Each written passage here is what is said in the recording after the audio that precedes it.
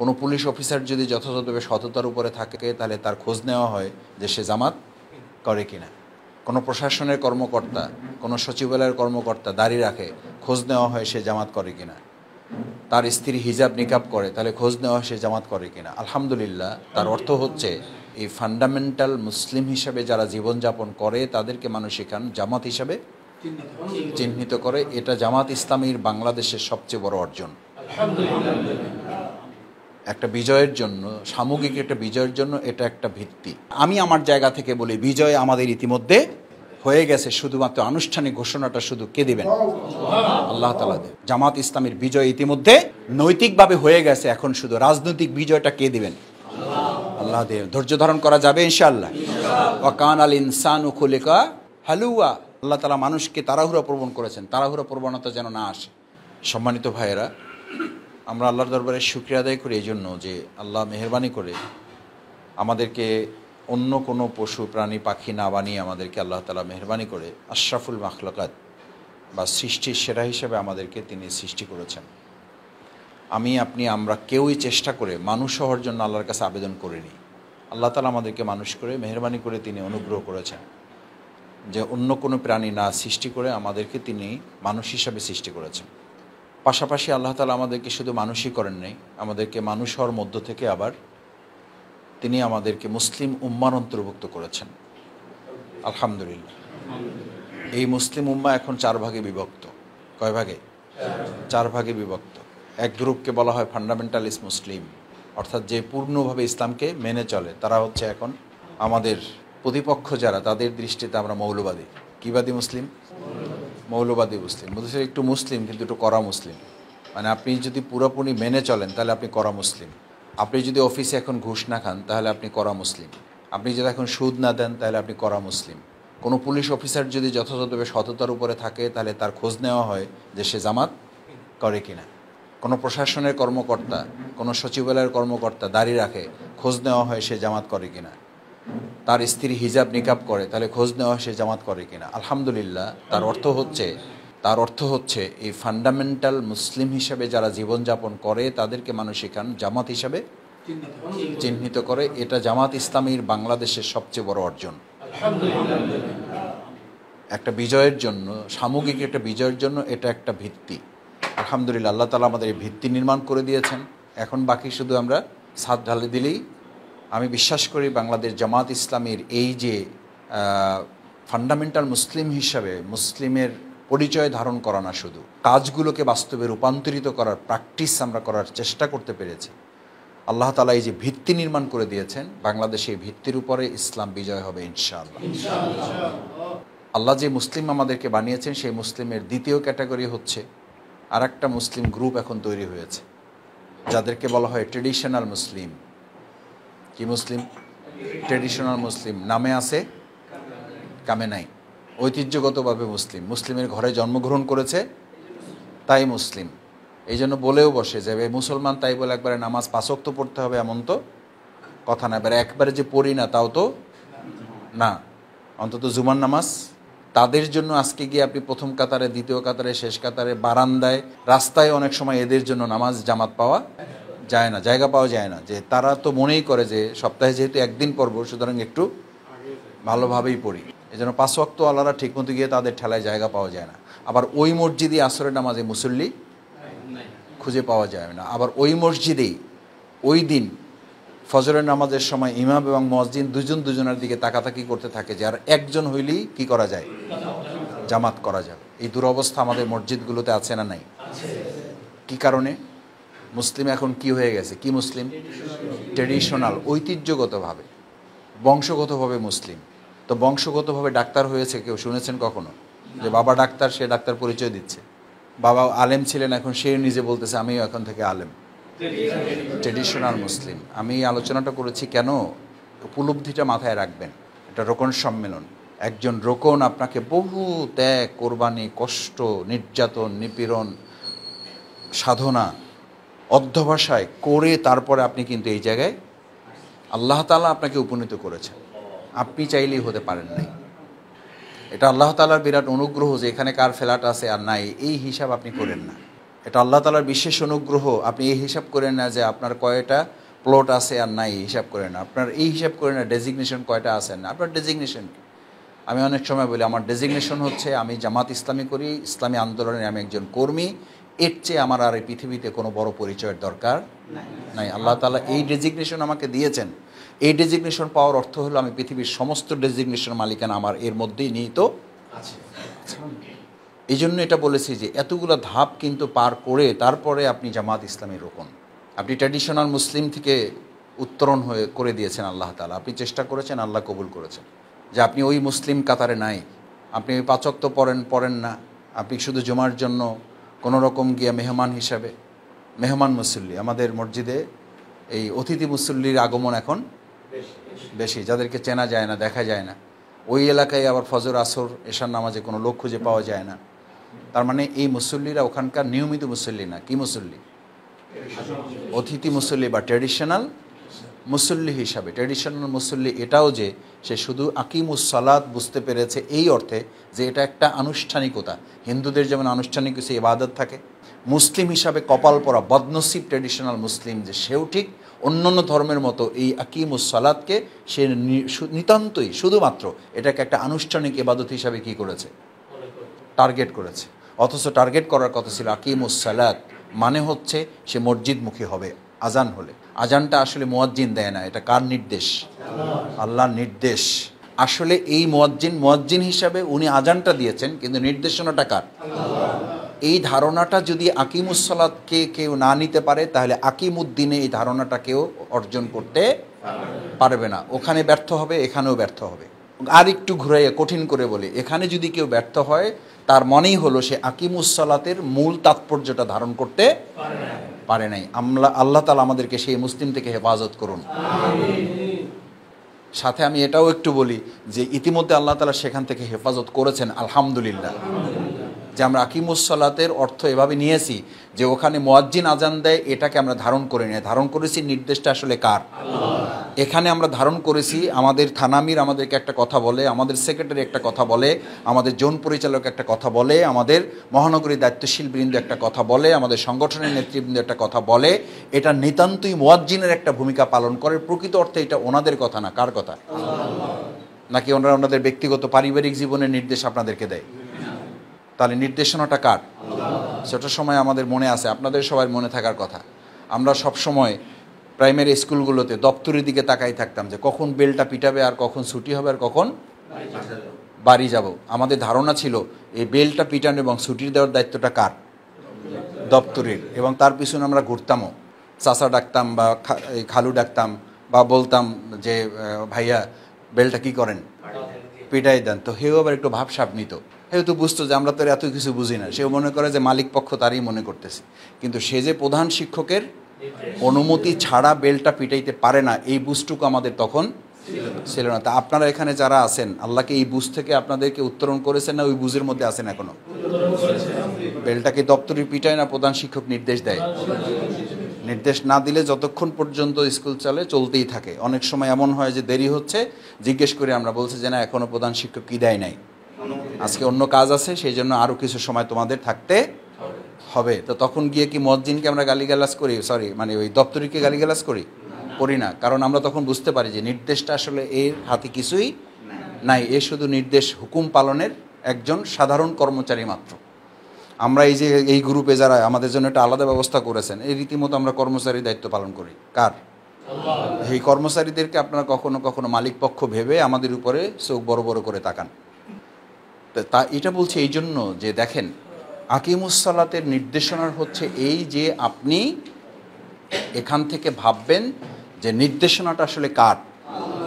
একজন রোকন হিসাবে কি আমরা এটা আজকে ধারণ করে নিয়ে যেতে পারবো? সংগঠনের প্রত্যেকটা নির্দেশ দায়িত্বশীলের না, কার নির্দেশ? এই হিসাবে আল্লাহ তাআলা আমাদের পালন করার তৌফিক দান করুন। নির্দেশ পেলেন, এরপরে দায়িত্ব কি? আপনি মসজিদে গেলেন, মসজিদমুখী হলেন। এটা আকিমুস সালাতের ট্রেনিং। ট্র্যাডিশনাল মুসলিম হলে সে এই ধারণা করে না, সে ধারণা করে সুযোগ পাইলে গেলাম, না হলে নাই। একজন রোকন আকিমউদ্দিনের নির্দেশ পেলে সে সুযোগ পেলে গেলাম, না হলে নাই। এটা কি আপনার চেতনা? ট্র্যাডিশনাল মুসলিম যদি হয়, ট্র্যাডিশনাল রোকন যদি হয়, ট্র্যাডিশনাল ইসলামী আন্দোলনের কর্মী যদি হয়, তাহলে এভাবে গ্রহণ করবে। সুযোগ পাইলে গেলাম, না হইলে নাই। তো সুযোগ পাইলে গেলাম, না হইলে নাই যদি হয়, তাহলে প্রকৃতপক্ষে আপনি ওখানে নামাজকে অস্বীকার করলেন, সালাতের হক আদায় ব্যর্থ হলেন, এখানে আকিম উদ্দিনের হক আদায় আপনি ব্যর্থ হলেন। কারণ আকিমুসসালাতের হক হচ্ছে বাসায় বসে থাকা না, আকিমুসসালাতের হক হচ্ছে কোথায় যাওয়া? মসজিদে যাওয়া। এই মসজিদে যাওয়া হচ্ছে আপনার সেনাবাহিনীর ট্রেনিং। আপনার মধ্যে এই ফিলিংসটা ডেভেলপ রাখা 24 ঘন্টা, সপ্তাহে 7 দিন, মাসে 30 দিন, বছরে 365 দিন, ঝড় বৃষ্টি বন্যা বাদল পরিস্থিতি যাই তাফদা যাই থাকুক না কেন, আপনার মধ্যে চেতনাটা জাগ্রত করা, আপনি একজন আল্লাহর কি সৈনিক, আল্লাহর আপনি একজন সৈনিক। ডাক পড়েছে, যে অবস্থায় থাকেন আপনাকে মসজিদে গিয়ে কী হয়ে যেতে হবে? হাজির হয়ে যেতে হবে। ওখানে যেমন আপনি বলেন না যে ঠিক আছে আমি বাজারটা শেষ করে নেই, আপনি ঘরের রান্নাটা শেষ করে নেই, খাবারটা শেষ করে নেই, বাচ্চাটাকে ঘুম পড়াই নেই, তারপরে আমার কাজটা আমি একটু শেষ করে নেই, এটা যেমন বলাটা আপনার ইক্তেরের মধ্যে পড়ে না, শরীয়তে এটা অ্যালাউ করে না যে এটা করে আপনি সালাতে তারপরে জামাতে অংশগ্রহণ করবেন। বরং ওখানকার স্পিরিটটা হচ্ছে আপনি শুধু জামাতে অংশগ্রহণ করবেন না, ওখানে তাকবীর উলার সাথে আপনি সালাত আদায় করাটাকে উত্তম বলে গণ্য করা হয়েছে। এখানেও রোকন বৈঠকে সবার আগে আপনি হাজির হওয়ার স্পিরিটটা এখান থেকে হাজির করবেন। ওখানে তাকবীর উলা, এখানে সবার আগে যে হাজির হবে সে আমি। দেখি ইনশাল্লাহ রোকন বৈঠকে কে কখন দেরি করে যান, আমি এটার জন্য হাত তুলতে বলবো না।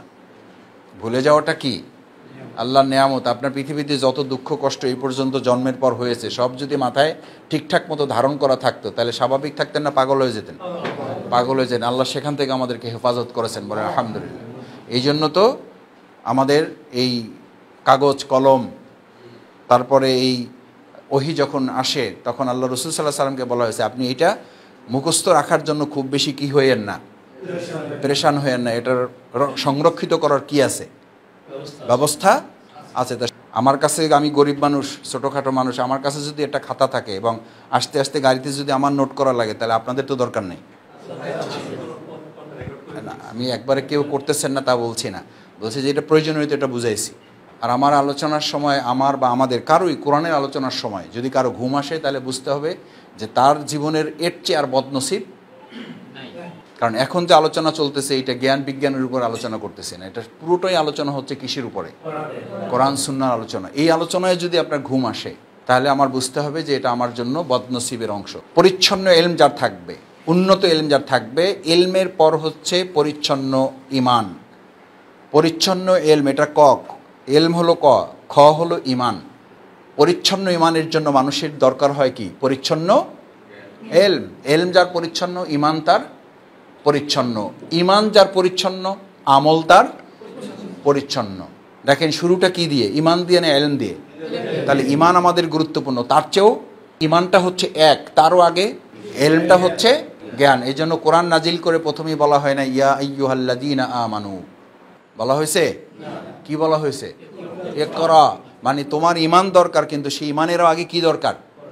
এলম দরকার। তাহলে রোকনিয়াতের চেতনার, রোকনিয়াতকে অর্থবহ করা, রোকনিয়াতকে ধারণ করা, এটাকে সুসংগঠিত রাখা, এটাকে মজবুত প্রাণবন্ত সজীব রাখার প্রথম হাতিয়ার হইল আজকে আমরা দিলাম উচ্চতর সিলেবাস দিয়ে দিলাম। তাহলে এলম, এলমের পরে ইমান, ইমানের পরে পরিচ্ছন্ন আমল। পরিচ্ছন্ন আমলই একটা সমাজ, পরিবার, রাষ্ট্রকে পরিচ্ছন্ন করতে পারে। This is important issue.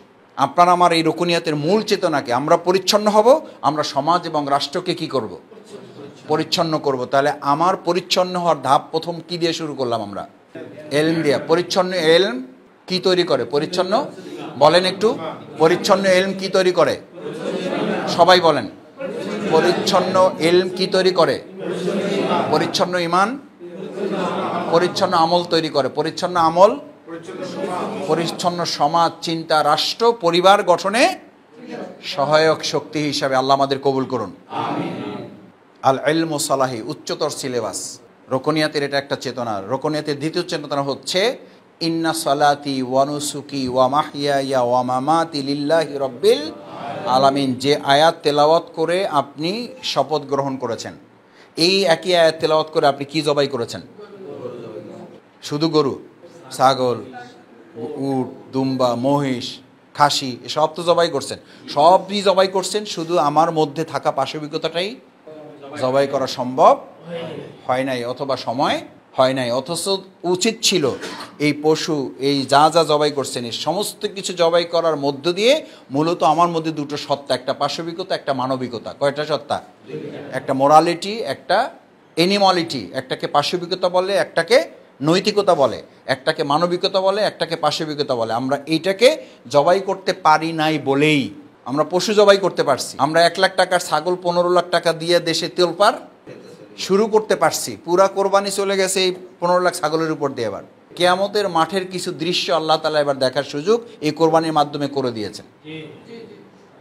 এতদিন কোরআনের আয়াত পড়তেন যে সেদিন কেউ কারো পরিচয় দিবে না, এবং কেউ কারো সামনে পড়লে মা বাবাকে অস্বীকার করবে, বাবা মাকে অস্বীকার করবে।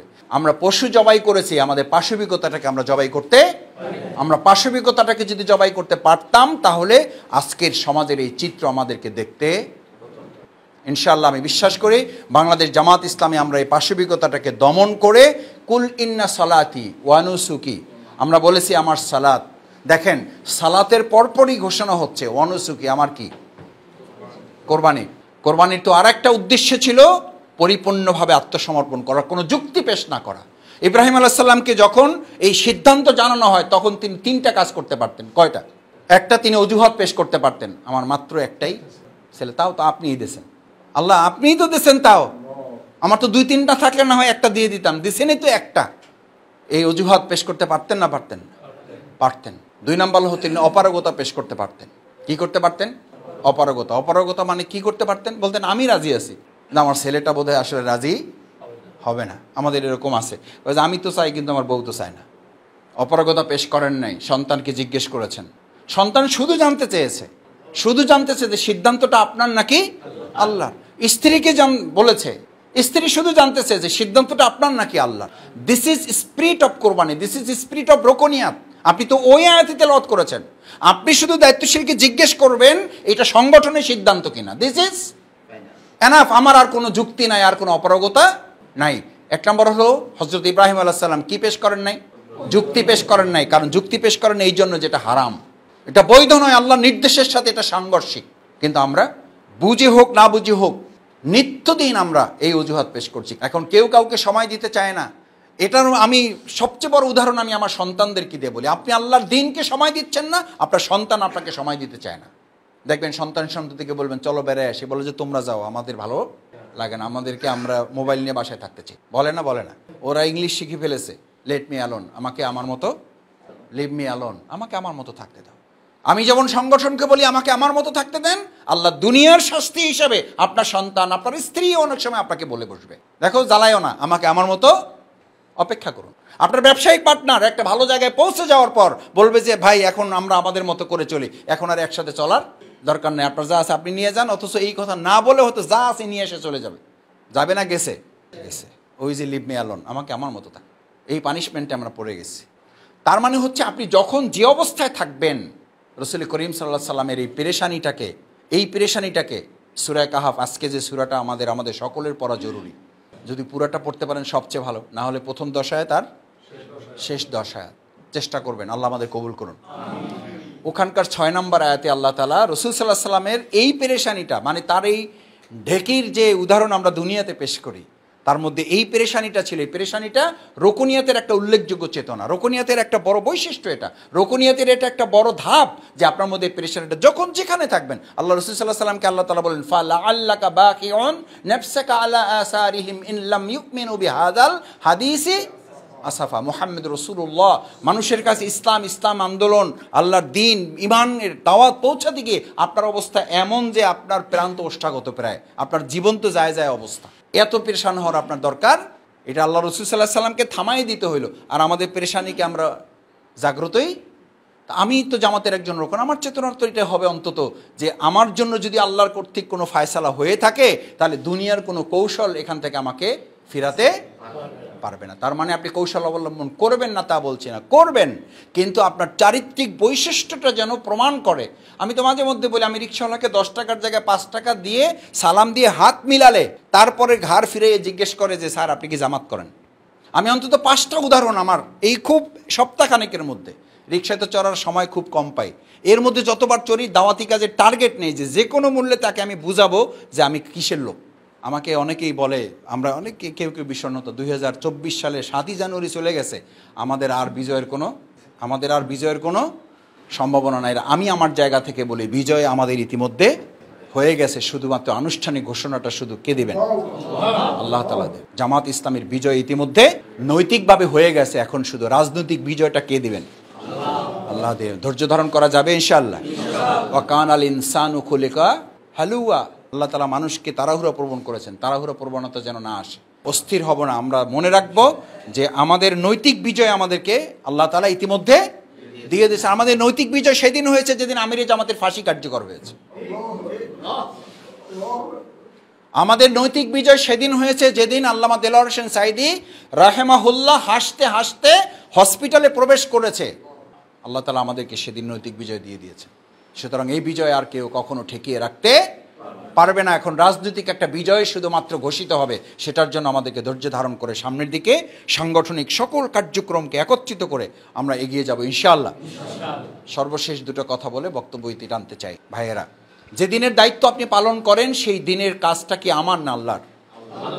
ঘরের মালিকের আপনি কাজ করেন, মালিকের সাথে সম্পর্ক খারাপ, যত কাজই করেন মন পাবেন না। ওই যে আমাদের বাংলা একটা কথা বলে, যারে দেখতে নারী তার চলন বাঁকা। অর্থ হইল, আপনি যার ঘরে কাজ করবেন তার অন্তর, তার মন পাওয়াটা আপনার আসল কাজ। আপনি যদি আল্লাহর সাথে সম্পর্কটা ভিত্তি তৈরি না হয়, সেজন্য বলা হয়েছে ফুরসানান নাহার, সৈনিকের দায়িত্ব যারা পালন করবে তাদের আগে একটা বৈশিষ্ট্য অর্জন করতে পারা হবে, রহবানাল লাইল।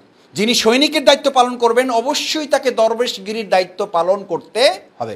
এই জন্য জামাত ইসলামী রোকন যখন হয়েছেন তখন আপনাকে জিজ্ঞেস করা হয় নাই হয়তো যে আপনি তাহাজ্জুদ কতদিন পড়েন, কিন্তু এখন আপনাকে পর্যালোচনা নিতে হবে। 5 ওয়াক্ত নামাজ পড়েন, আপনার জন্য এটা যথেষ্ট, ঠিকই আছে, কিন্তু রোকনিয়াতের এই হক আদায়ের জন্য আপনি অন্তত মাসে, অন্তত সপ্তাহে, পারলে প্রতিদিনই অন্তত 4 রাকাত হইলেও নফল আদায় নিজেকে অভ্যস্ত করার জন্য চেষ্টা করা, রহবানাল লাইল। দরবেশগিরি ছাড়া সৈনিকগিরি বাস্তবায়ন হবে না। আবার শুধু দরবেশগিরি করে যদি হতো তাহলে এই পৃথিবীর সর্বশ্রেষ্ঠ মুস্তাজাবাত দাওয়াকে, দোয়া কবুলকারী কে, মানে যার দোয়া কবুল করার হবে ইখতিয়ার যাকে দেওয়া হয়েছে তিনি কে? প্রিয় নবী মুহাম্মদুর রাসূলুল্লাহ সাল্লাল্লাহু আলাইহি সাল্লাম। আমি ভাই একটা কথা বলি আপনাদের, আপনারা মাঝে মধ্যে এটা ফিল করেন, মাসুদ ভাই এত চেষ্টা তদবিরগিরি কি হবে? যখন আল্লাহ চাইবেন তখন এমনিতেই দিবেন, তখন আল্লাহ চাইবেন এমনিতেই দিবেন। যদি হয় তাহলে রাসূল সাল্লাল্লাহু আলাইহি সাল্লাম মুস্তাজাবাত দাওয়া, সমস্ত নবী রাসূলদেরকে আল্লাহ তাআলা মুস্তাজাবাত দাওয়ার কি দিয়েছেন, এবং প্রত্যেকের একটা একটা দোয়া করে আল্লাহ তাআলা দুনিয়াতে কি করেছেন? কবুল করে শেষ করে দিয়েছেন। শুধু প্রিয় নবী মুহাম্মদুর রাসূলুল্লাহ সাল্লাল্লাহু আলাইহি সাল্লামকে মুস্তাজাবাত দাওয়া হিসেবে তাকে জিজ্ঞেস করা হয়েছিল, আপনি একটা দোয়া করেন, কবুল করা হবে। আল্লাহ রাসূল সাল্লাল্লাহু আলাইহি সাল্লাম বললেন, আমি দুনিয়াতে সেই দোয়াটা করতে চাই না, আমি এই দোয়াটা করব সেদিন কিয়ামতের মাঠে, যেদিন কারো কোনো সুপারিশ করার সুযোগ থাকবে না। আমি আল্লাহর রাসূল সেদিন আপনাকে অনুরোধ করব, আল্লাহ আমার সমস্ত উম্মতকে জান্নাতে নেওয়া ছাড়া আমি জান্নাতে যাব না। সেই মুস্তাজাবাত দাওয়া যদি 27টা যুদ্ধ করা লাগে, সেই মুস্তাজাবাত দাওয়ার যদি দান্দান মোবারক শহীদ হতে হয়, সেই মুস্তাজাবাত দাওয়ার যদি মাথার খুলিটা ভেঙে যেতে হয়, সেই মুস্তাজাবাত দাওয়ার যদি রক্তে পা জুতা মোবারক আটকে যেতে হয়, সেই মুস্তাজাবাত দাওয়ার যদি 55 বছর বয়সে 70 কিলোমিটার পথ পাড়ি দিয়ে যুদ্ধ করতে হয়, তাহলে তার সুপারিশ পাওয়ার জন্য আপনার কি করতে হবে? দরবেশগিরির সাথে সৈনিকগিরি আমার মধ্যে স্পিরিটটা থাকবে এরকম, দুনিয়ার কোনো কিছুকে পরোয়া না করে যখন আমি আল্লাহকে পরোয়া করি তখনই শুধু আমি আল্লাহর দাস, তখনই শুধু আল্লাহর গোলাম।